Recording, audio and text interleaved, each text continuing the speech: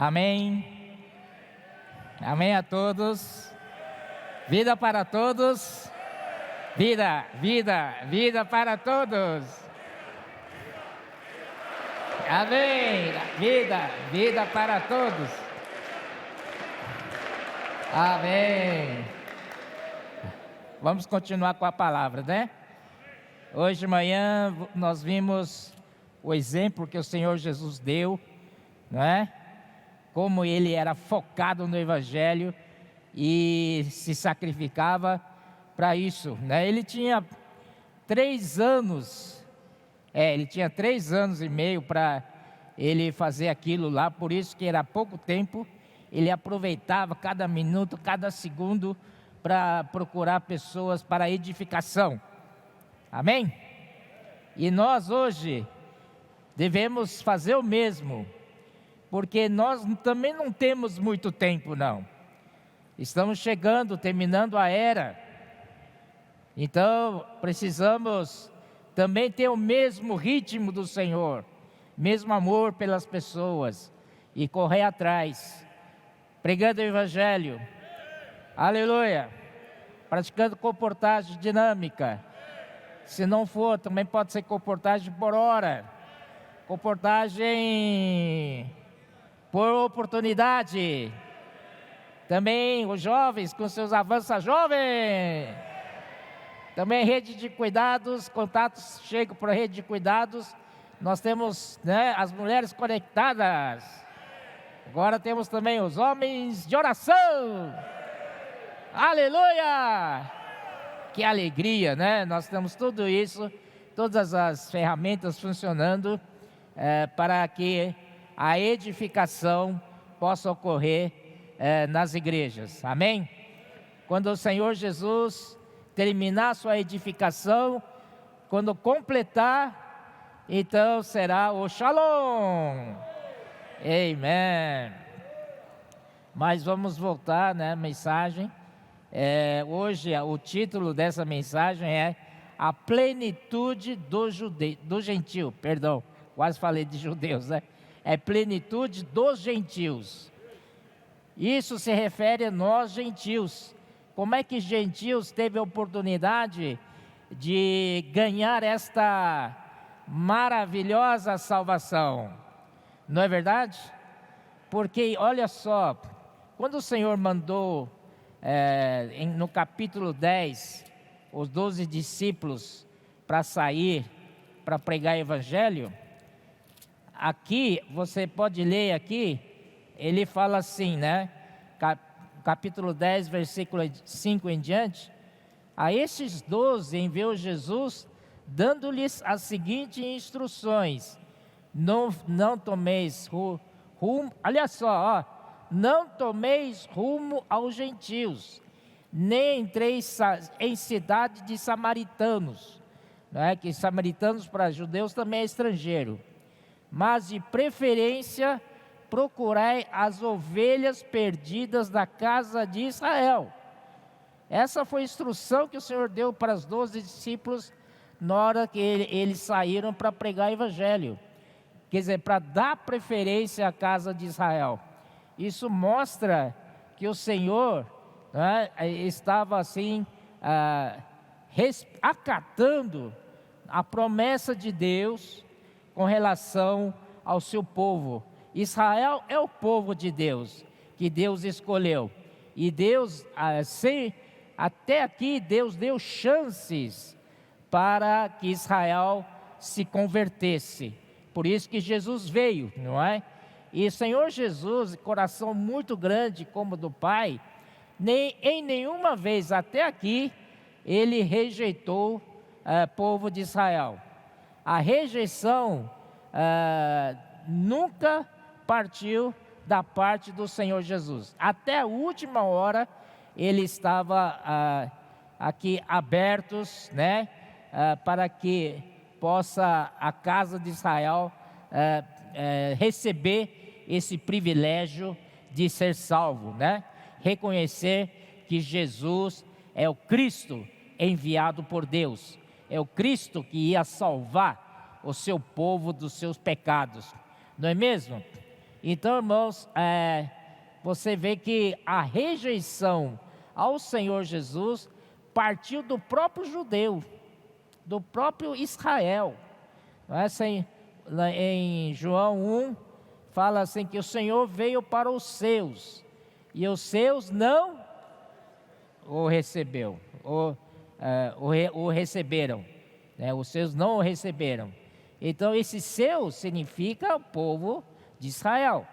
E também o Senhor, até aquele momento, quando ele pregava o evangelho de cidade em cidade, ele ia para as sinagogas, não é verdade? Ia para as sinagogas, né? Pregava a palavra, ensinava, e ali onde ele ia, enchia de multidão. Então o Senhor sempre respeitou, né, a aliança que Deus fez com o seu povo de Israel, né?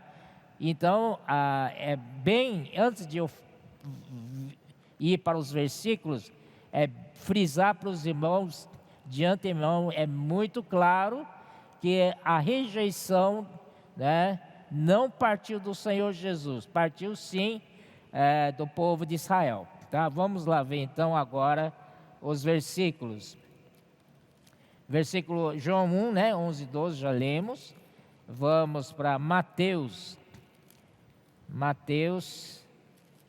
capítulo 12, 14, diz assim, isso já está bem no finalzinho, né? Ele diz assim: retirando-se, porém, os fariseus conspiravam contra ele, sobre como lhe sobre como tirariam a vida. Olha só, povo de Israel, além de não receber o Senhor Jesus, não reconhecer que Ele é o Salvador, enviado da parte de Deus, eles queriam ainda matar o Senhor Jesus. Estavam conspirando contra o Senhor Jesus, né? 12, 24, também assim. Mas os fariseus, ouvindo isto, murmuravam: este não expele demônios, senão pelo poder de Beelzebu, né? Ou seja, eles, né, chegou ao máximo de dizer que o Senhor expulsava o demônio em nome do Beelzebu. Beelzebu é a maioral dos demônios. Então, chamando o Senhor de Beelzebu. Isso, né, é um insulto contra Deus, um insulto muito grave contra Deus. Vamos lá para também Lucas 4. Vamos lá para Lucas 4. Lucas 4, 28. E levantando-se,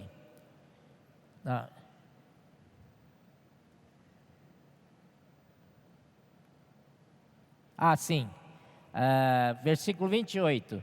Todos na sinagoga, ouvindo estas coisas, se encheram de ira. O Senhor falou na sinagoga, eles não gostaram dessa palavra que o Senhor havia dito, e eles se encheram de ira contra o Senhor. Aí versículo 29. E levantando-se,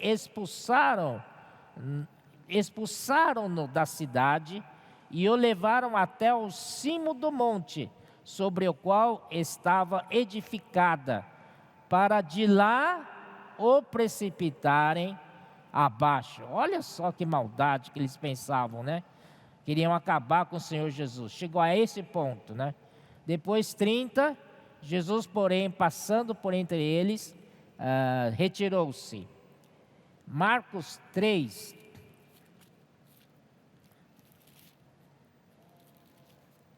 Ó Senhor Jesus! Ó Senhor Jesus!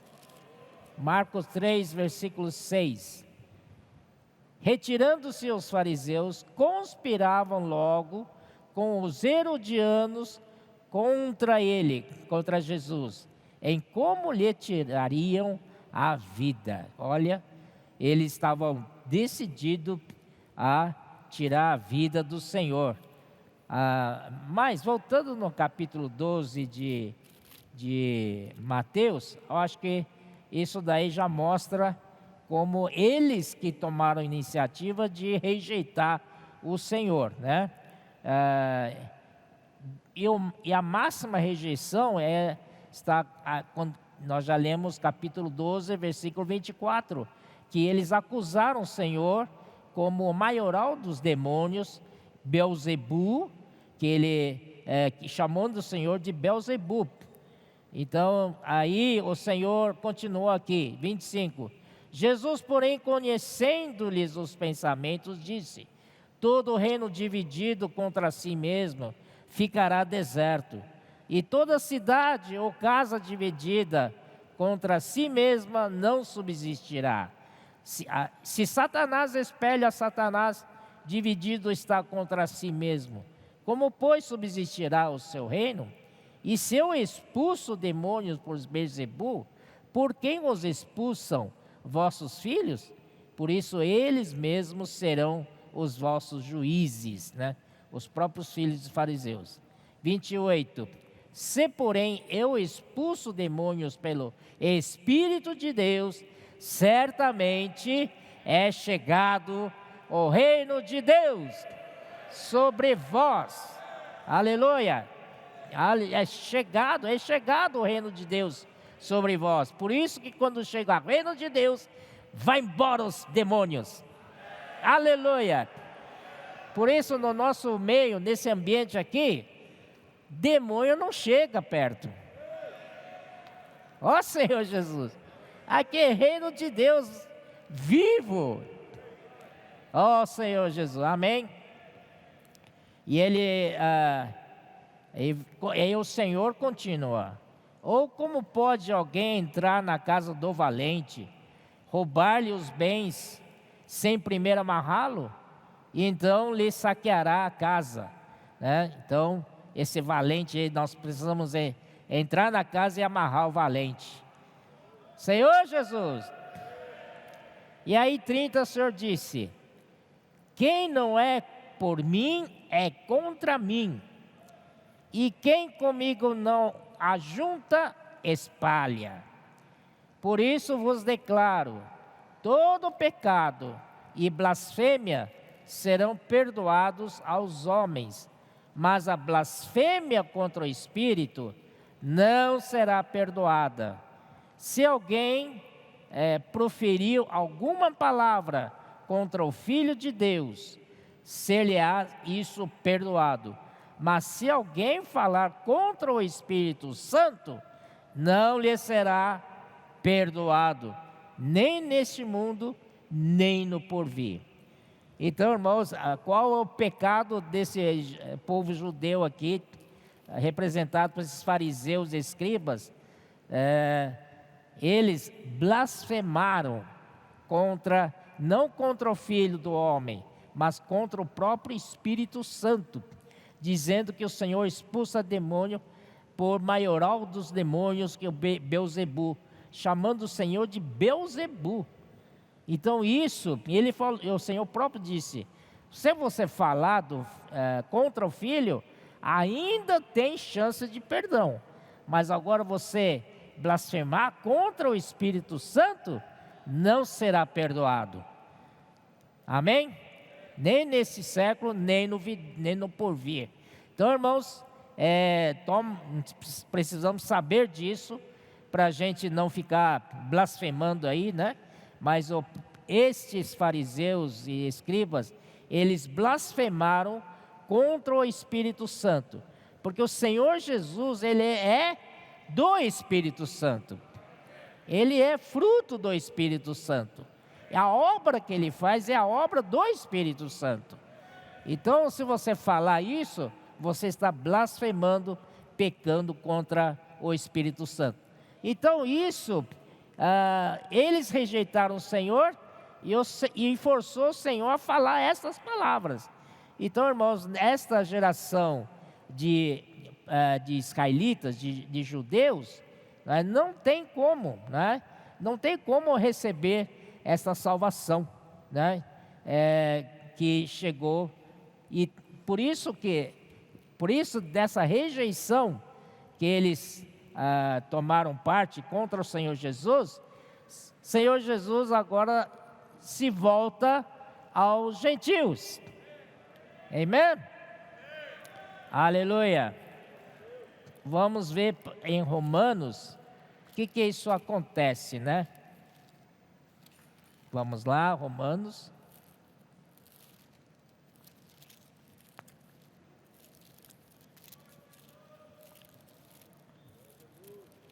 Vocês têm paciência para a gente ler alguns versículos? Amém. Romanos 9, né? Sabemos que Romanos 9, 10 e 11 é Paulo falando a respeito dos seus compatriotas, que são os judeus, porque Paulo era judeu, era da tribo de Benjamim, né? Mas ele se converteu ao Senhor, depois o Senhor o comissionou para pregar evangelho aos gentios. Portanto, ele mesmo confessa que ele é apóstolo dos gentios. Amém? Então, mas essa coisa, né? É difícil você. Paulo né, era judeu, no fundo, apesar de que ele se converteu totalmente ao Senhor, tal. Mas olha aqui, capítulo 9, versículo 1: digo a verdade em Cristo, não minto, testemunhando comigo no Espírito Santo a minha própria consciência. Tenho grande tristeza e incessante dor no coração. Por quê? Qual é a tristeza e dor no coração? Porque eu mesmo desejaria ser anátema, separado de Cristo, por amor de meus irmãos, meus compatriotas, segundo a carne. Senhor Jesus, são israelitas? Eles são israelitas. Pertence-lhes melhor é colocar aqui a filiação. Pertence-lhes a filiação. E também a glória, as alianças, a legislação, o culto e as promessas. Deles são os patriarcas e também deles descende o Cristo, segundo a carne, o qual é sobre todos, Deus bendito para todos sempre. Então aí, a partir daí, ele começa a mostrar a rejeição do povo de Israel, né? Versículo 5, 6. E não pensemos que a palavra de Deus haja falhado, porque nem todos de Israel são de fato israelitas, nem por serem descendentes de Abraão são todos seus filhos, mas em Isaque será chamada a tua descendência. Porque Isaque nasceu pela promessa. Amém? Nasceu por uma promessa de Deus que deu a Abraão. E Abraão não era da lei, porque Abraão era antes da lei. Portanto, é pela fé que Isaque nasceu. Porque Abraão, quando o Senhor falou para ele que daqui a um ano, Isaque vai nascer, né? Lembra daquele episódio, né? Quando 3 homens, né, Deus, foi visitar Abraão. Abraão estava na sua tenda, no calor do dia, e naquele momento ele falou para Abraão: olha, daqui a um ano, né, você terá uma descendência, você terá um filho, e chamar de Isaque. Aí Sara, dentro da tenda, estava rindo. Eu já sou velha. Pode um velho já ter cortado o costume de mulher, né, engravidar de novo? Deu risada, né? Mas Deus soube que ela estava dando risada. O Senhor voltou a afirmar: daqui a um ano você vai ter um filho. Aleluia! Aí depois, vocês sabem o que aconteceu, né? Aí realmente, né? Nessa hora, Abraão creu. Então, Isaac é a descendência verdadeira de Abraão. Ó Senhor Jesus. E no caso de Isaac, casou com Rebeca, né? E aí tiveram dois filhos gêmeos, e os dois brigavam na barriga. Então, a Bíblia fala assim, que o mais velho será servo do mais novo, do mais moço. Como está escrito, amei Jacó, porém me aborreci de Esaú. Como é que é essa história? Os dois na mesma condição, né? São filhos dos mesmos pais. Por que Deus escolheu um e deixou outro? Irmãos, esta é a escolha de Deus. Não temos que tomar partido. Deus escolheu, acabou, né? Depois, versículo 14 diz assim: que diremos, pois, há de injustiça da parte de Deus? De modo nenhum. Pois ele disse a Moisés: terei misericórdia de quem aprouver ter misericórdia, e compadecer-me-ei de quem me aprouver ter compaixão. Assim, porém, pois não depende de quem quer ou de quem corre, mas de usar Deus a sua misericórdia. Então, irmãos, depende da misericórdia de Deus.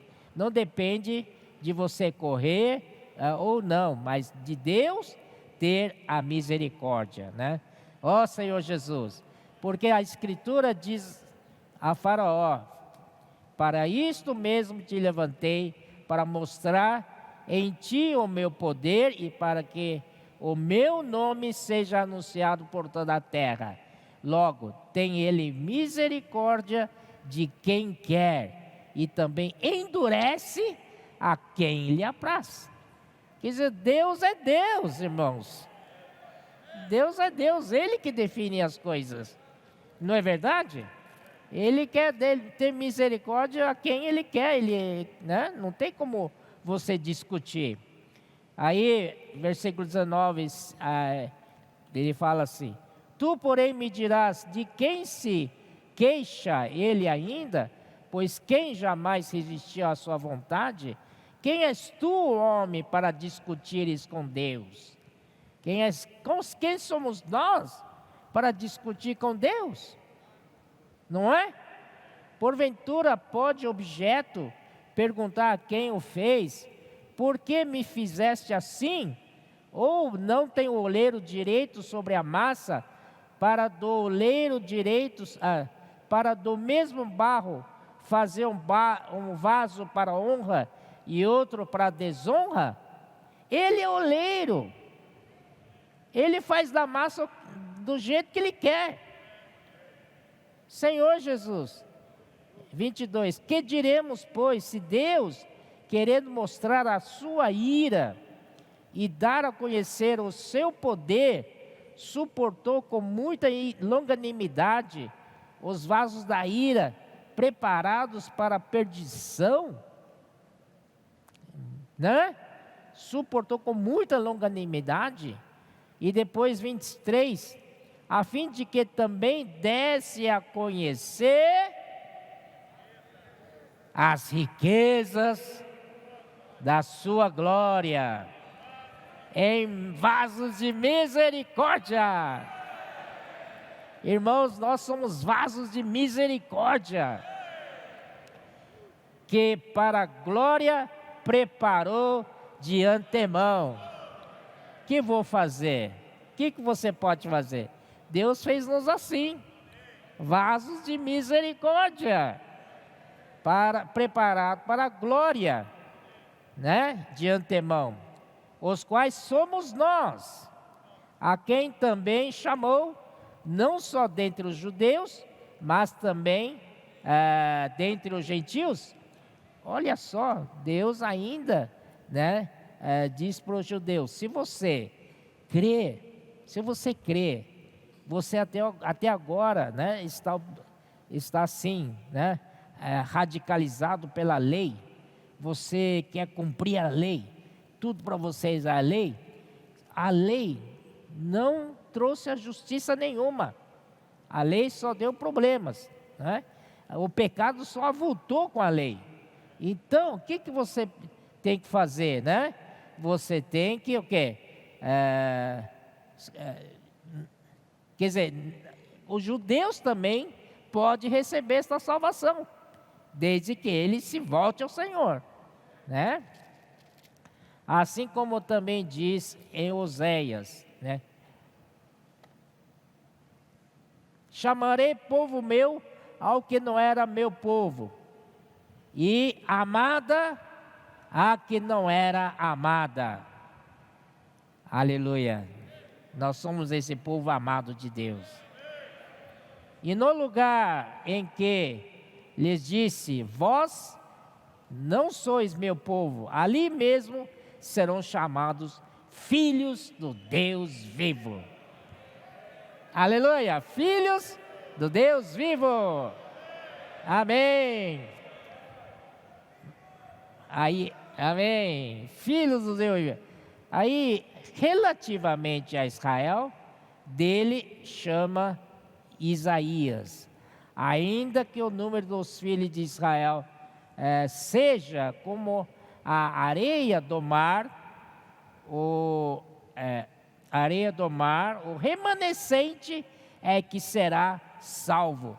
O Senhor ainda prometeu salvação para Israel, não é verdade? Será o remanescente, quer dizer, no finalzinho, né?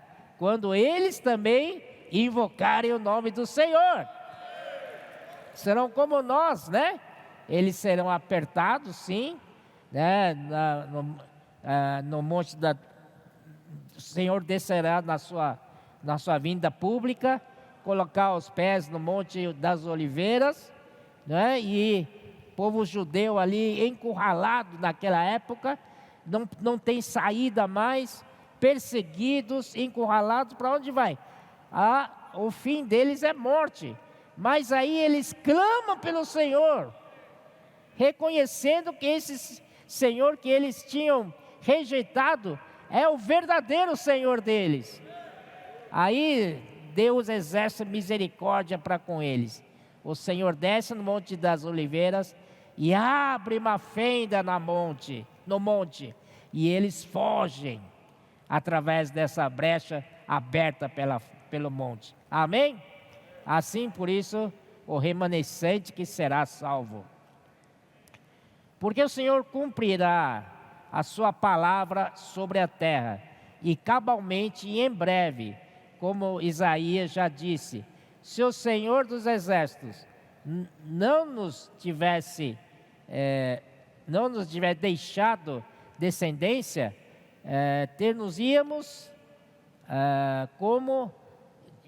tornado como Sodoma, semelhante a Gomorra.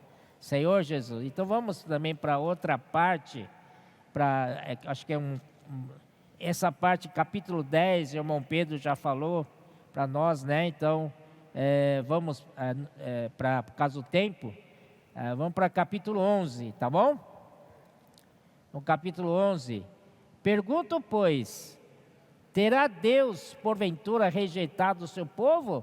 De modo nenhum. Deus não rejeitou o seu povo que rejeitou ele, não é? Porque eu também sou israelita, da descendência de Abraão, da tribo de Benjamim. Isso é o Paulo falando. Deus não rejeitou o seu povo, a quem de antemão conheceu.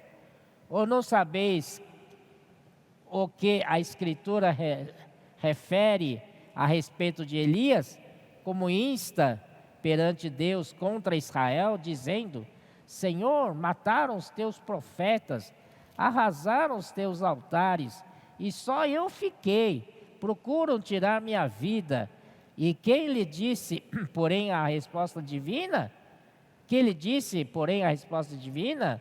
Reservei para mim 7.000 homens, que não dobraram os joelhos diante de Baal. Aleluia!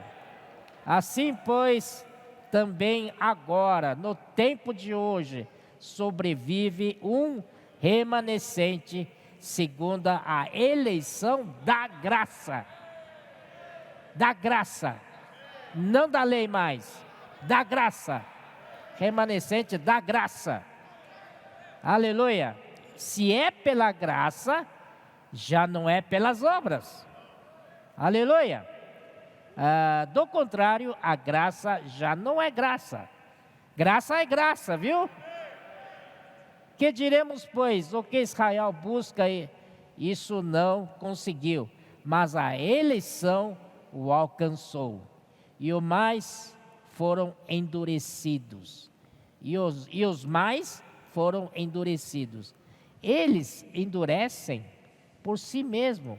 Quando vocês veem em Mateus, quando o Senhor falava a parábola em Mateus 13, os discípulos chegaram para o Senhor e falaram: Senhor, por que o Senhor fala em parábolas com o povo e não fala claramente?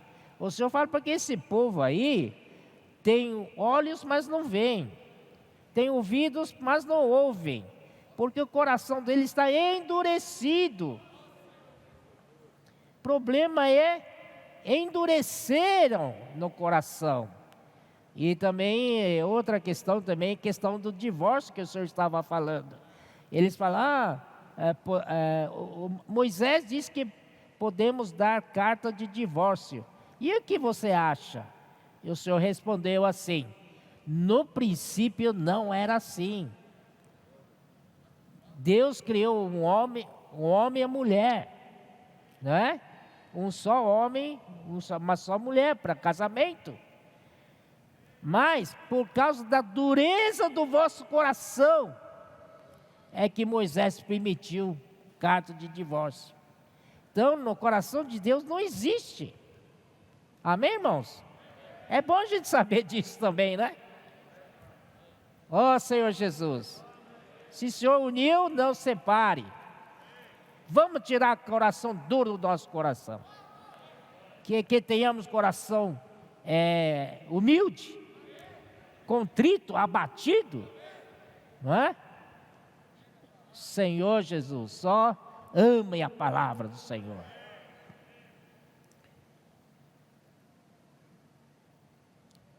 Ó Senhor Jesus, versículo 8, como está escrito: Deus lhes deu espírito de entorpecimento e olhos para não ver e ouvidos para não ouvir até ao dia de hoje.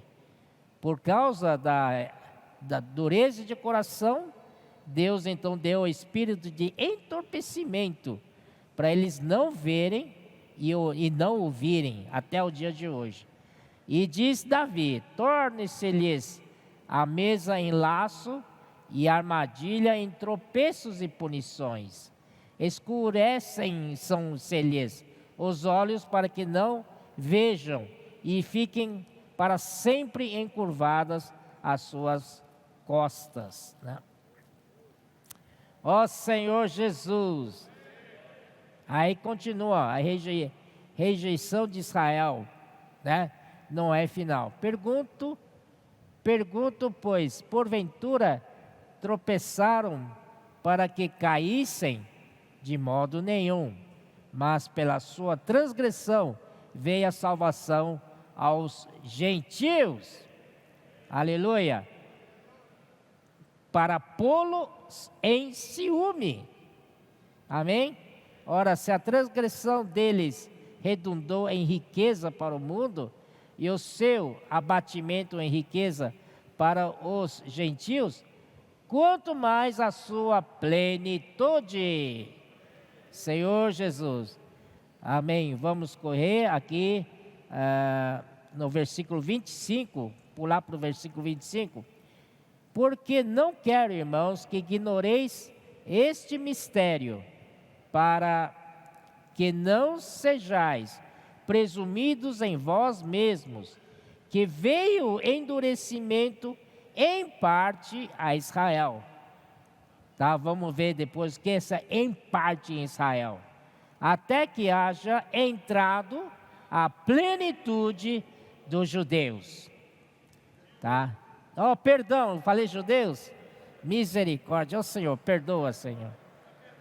Está perdoado. É gentios. Aleluia! Somos nós. Oh, Senhor Jesus. Ai, ai, ai. Tem uma parte aqui que fala do enxerto.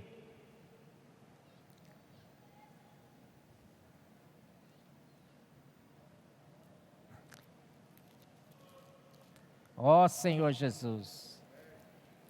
Aleluia. Hã?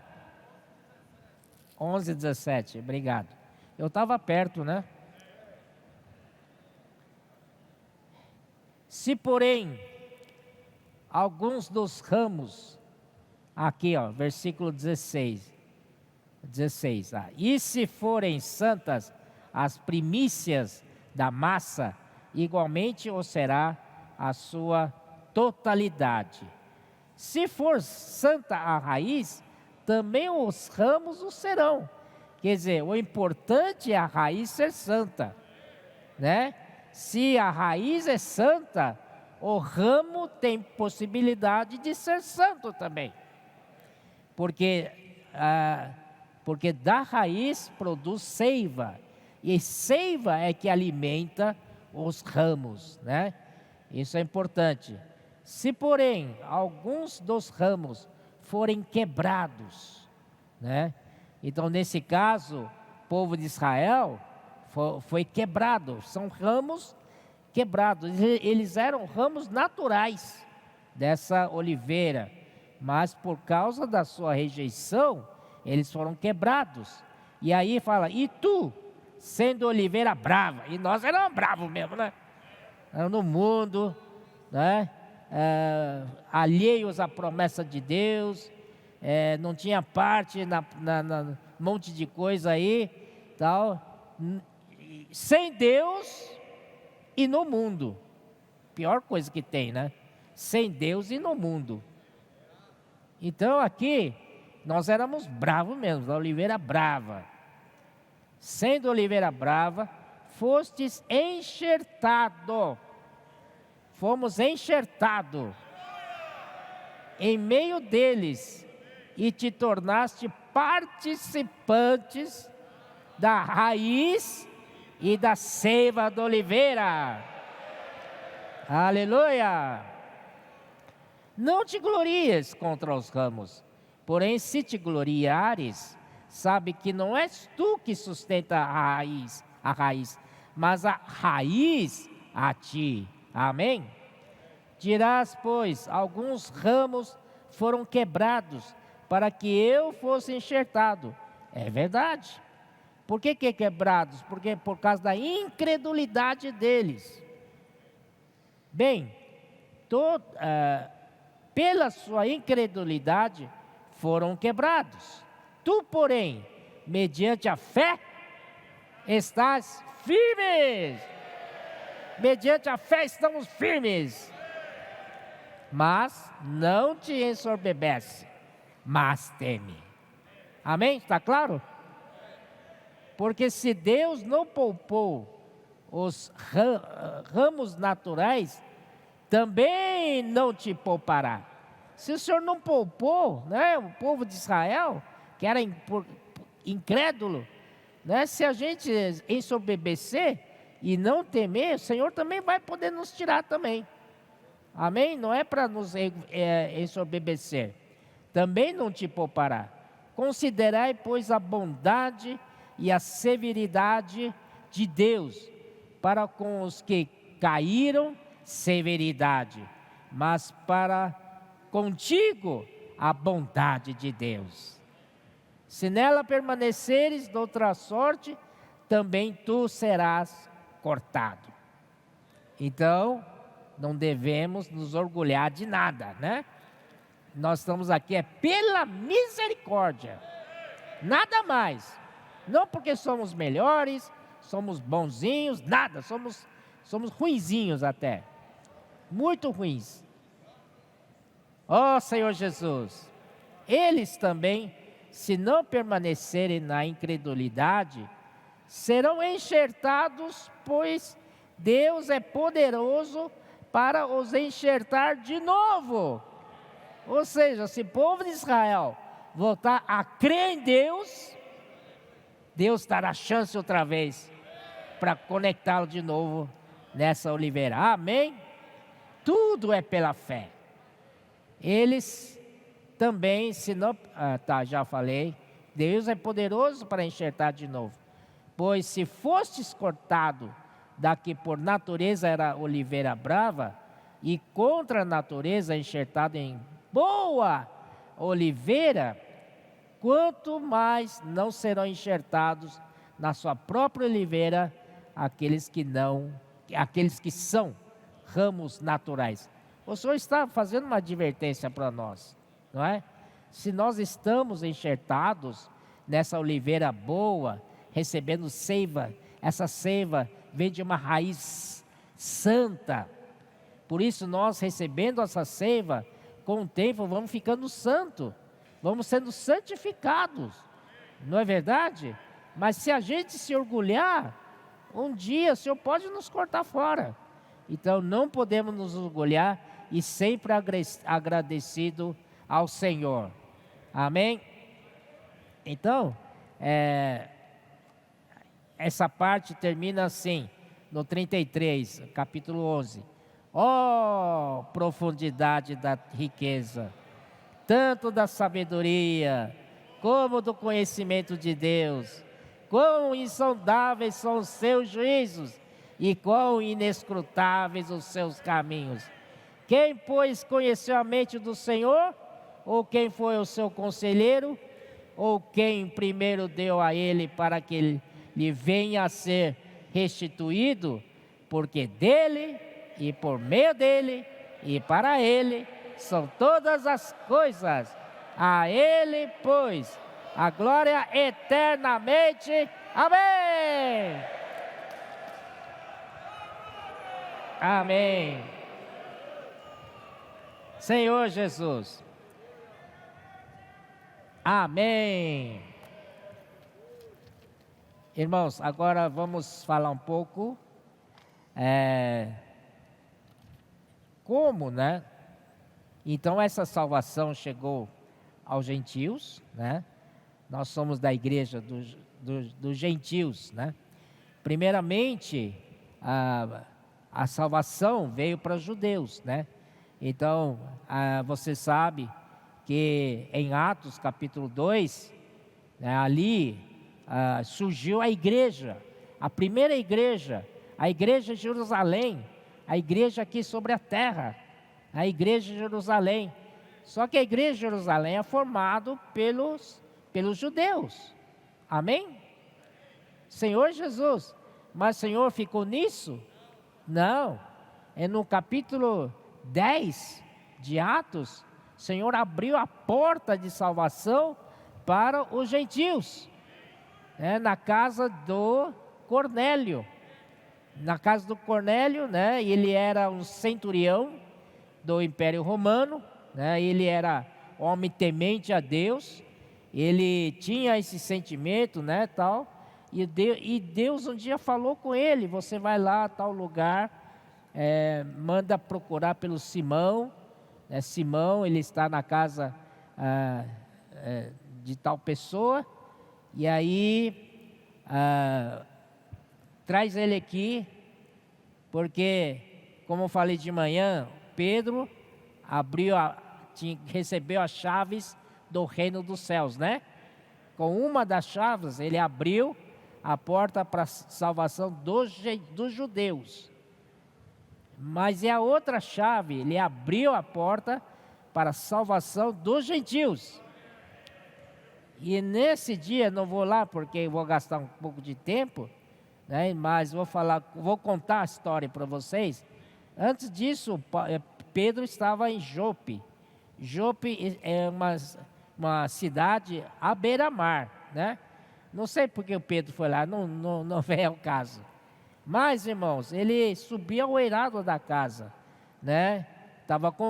estava com fome. Interessante a Bíblia relatar que o Pedro estava com fome, né? E enquanto preparavam-lhe a comida, lhe veio um êxtase. Do nada assim apareceu, veio um êxtase.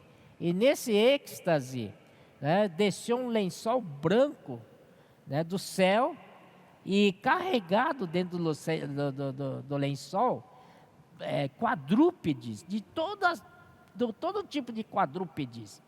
Né? Então, e o Senhor disse para Pedro: Pedro, mata e come.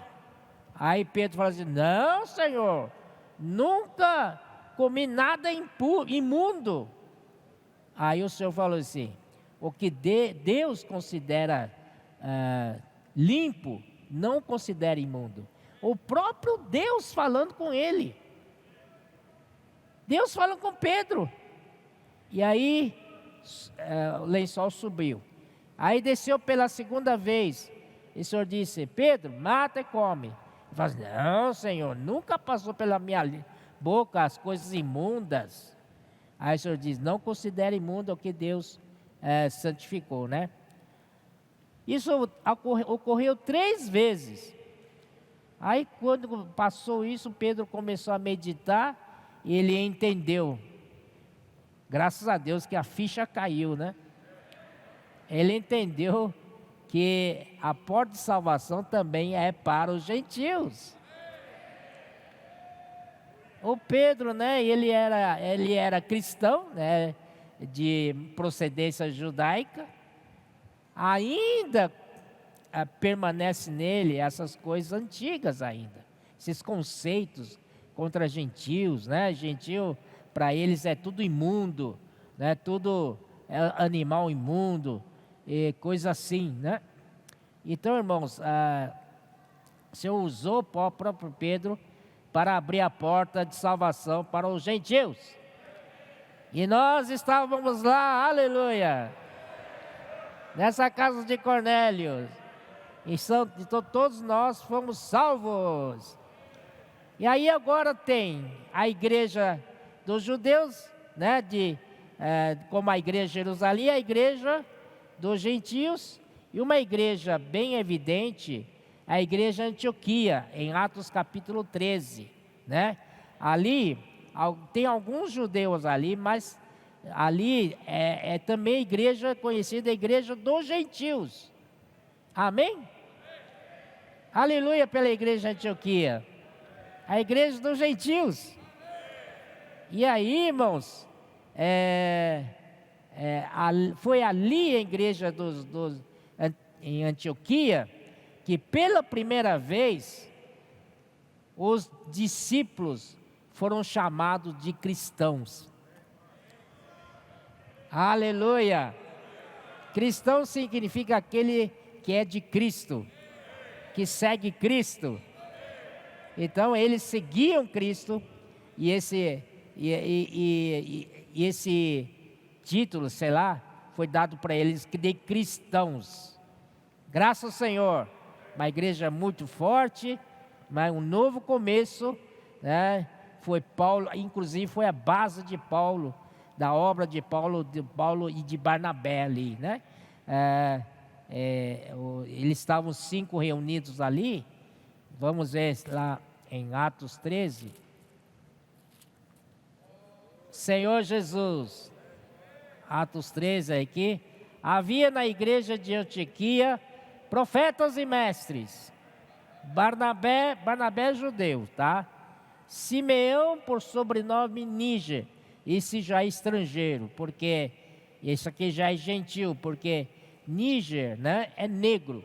Então, provavelmente um africano, tá? E aí, Lúcio de Cirene. Lúcio de Cirene. Cirene é terra gentia. Já é gentil, né? Manaém, Colasso de Herodes. Pode ser judeus aí, né? E Saulo. Então, você vê que a igreja não tem nacionalidades, né? Não tem diferença de raças, não tem diferença de nacionalidades. É tudo aí, né? É o novo homem. Graças ao Senhor. Aleluia. Então, esse aqui é uma alegria para nós, a igreja dos gentios. Agora, irmãos, nosso encargo mesmo é para a gente continuar pregando o Evangelho. Como disse de manhã, continuar trazendo material de construção para a casa de Deus. Nós podemos ver em Daniel, capítulo 9. Daniel, Senhor Jesus.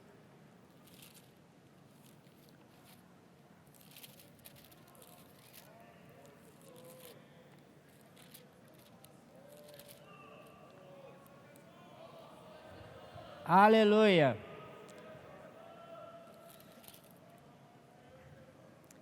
Aqui no 24, aqui fala das 70 semanas, né? Daniel, ele profetizou sobre essas 70 semanas. Já se falou muito sobre 70 semanas, mas bom a gente lembrar novamente, tá bom? Tudo bem? 70 semanas estão determinadas sobre o povo, sobre o teu povo e sobre a tua santa cidade. Esse teu povo é povo de Israel, tá? Nós somos a sua igreja, seu corpo é diferente. Está aí sobre a tua santa cidade, para fazer cessar a transgressão, para dar fim aos pecados, para expiar a iniquidade, para trazer a justiça eterna, para selar a visão e a profecia, e para ungir o santo dos santos. Sabe e entende. Desde a saída da ordem para restaurar e para edificar Jerusalém, até ungido ao príncipe, 7 semanas e 72 semanas, tá? As praças e as circunvalações se reedificarão, mas em tempos angustiosos. Então nós vemos aqui que ele tem 70 semanas. Primeiramente tem as 7 semanas e depois, em segundo lugar, 62 semanas. Primeira 7 semanas foi a partir da ordem do rei gentil Ciro, para que eles voltassem de Babilônia e trouxessem material para a edificação da casa do Senhor em Jerusalém. Seria o segundo templo, porque o primeiro templo foi destruído. Agora eles vão reedificar esse templo. Então, levou-se 49 anos, que são 7 semanas de anos, 49 anos para construir. Então, ali, a partir disso aí, correu mais 62 semanas. E 62 semanas, aqui no versículo 26 fala: depois das 62 semanas, será morto ou ungido, e já não estará, e o povo de um príncipe, bom, até aí. Então, 62 semanas vai até a morte do ungido, ou seja, a morte do Senhor Jesus, amém? Ele é ungido, então até a morte do ungido. E 62 semanas, mais uma semana, são quanto? Mais 7 semanas, né? Então 62 semanas, mais 7 semanas, dá 69 semanas. Mas ele fala de 70 semanas. Então está faltando uma semana. Esta uma semana seria então a continuação da história de Israel. Mas em semana 62, houve uma interrupção na história de Israel. Amém? E essa interrupção foi a partir da morte do ungido. Foi a partir da morte do Senhor. Então, a partir da morte do Senhor, começa então a salvação dos gentios. Amém? A salvação dos gentios começa na morte do Senhor e vai supostamente, né, 2000 anos, né? Se for 2000 anos, então nós estamos bem pertinho do fim. Mais um pouquinho, vai voltar a última semana. É a última semana da história dos judeus. Você não sente que está perto? Eu sinto que está nas portas. Por isso, irmãos, vamos pregar o evangelho.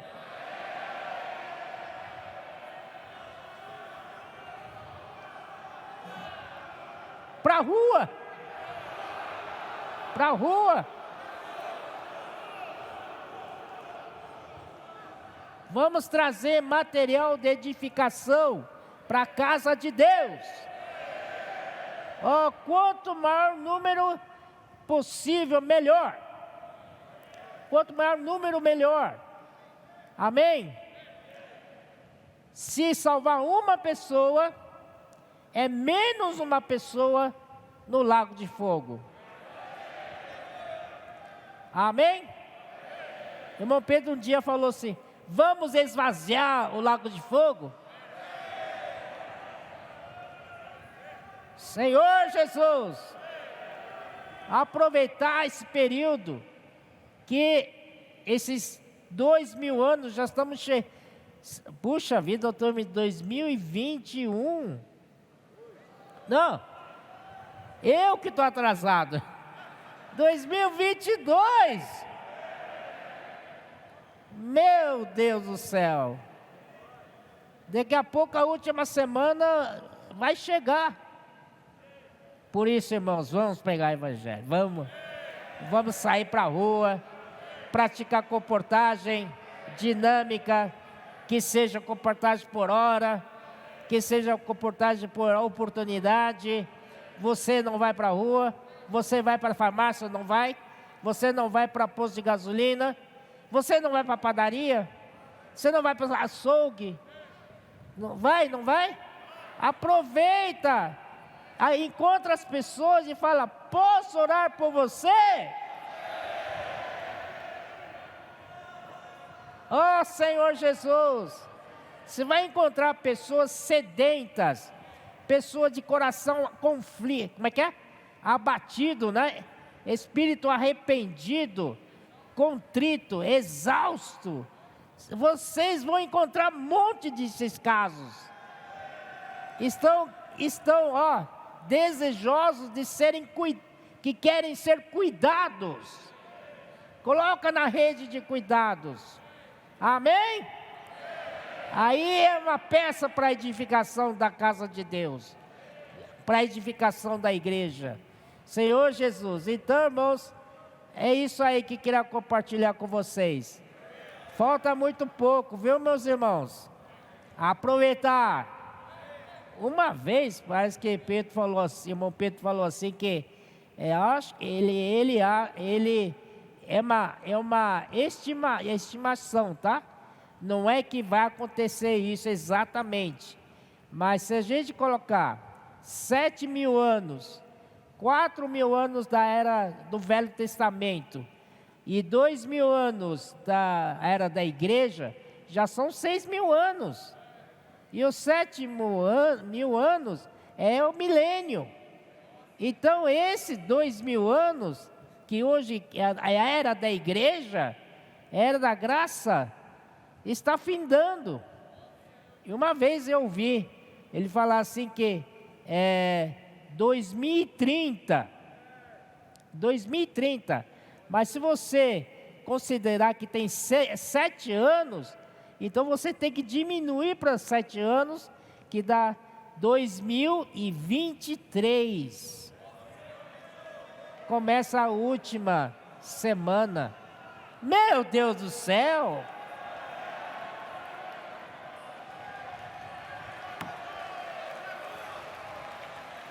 Ó Senhor Jesus, Vamos pregar evangelho. Vamos distribuir livros. Porque uma coisa eu te digo: quanto maior quantidade de livros nós distribuirmos para as pessoas, mais elas vão ter chance de vencer a grande tribulação. Na grande tribulação, eu não quero estar aqui. Eu creio que vocês também não vão querer estar. E quem vai ajudar eles? Livros! Por isso, irmãos, temos que semear, semear, semear à vontade. Senhor Jesus, amém? Até que se complete a plenitude dos judeus. Só mais um versículo para corroborar isso. Em Isaías